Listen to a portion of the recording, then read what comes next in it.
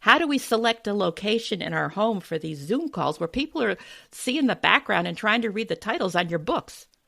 That is true. That's true. And it's funny you mentioned books because everybody figures maybe I should be up against a bookcase or me sitting next to one plant. What should we do? And we've seen some goofy attempts, meaning people try something, it doesn't work. And we've seen some where people sit on in front of a blank wall. So what should we do? We should, in our best case scenario, have some depth behind us. So, and something that shows off something about our personality or what we do. So if you should be well lit. I know we're going to talk about lighting, but you could have a special backdrop that you go on Amazon, you paid, and it's a curtain and all this stuff.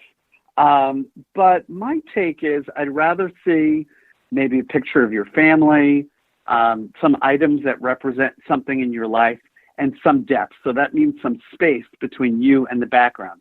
And the opposite would be sitting up against a wall or a blank wall, which has no personality, and it's kind of like you're in a lineup. That sends the wrong message. Right. The profile shot and then hold up a number. Yeah, exactly. Yeah. So make it kind of interesting.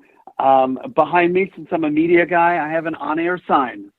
And I have a few other interesting things and some awards and newspaper clippings. So it goes along with who I am. And so that's what people want to do. That's the best case scenario, especially better than a virtual background. But what about people that are in a small apartment? I mean, I've seen people take calls from their bedroom and really? Yes. I talked to somebody today who had their bed in their background, and we're not used to seeing somebody's bed or, their private space while we're talking about business conversation. So, yeah, I would even, if that person doesn't have enough room, I would say to pick a little corner or a little nook and at least dress up that area as much as you can and add some personality.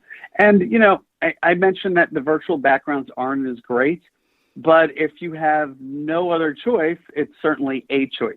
The reason why I don't like it is sometimes they look a bit wonky or like you're trying to convince people that your background is better than it really is.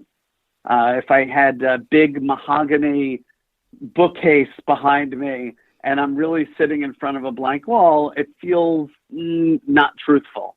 But if there is nothing else, then certainly it's not the end of the world.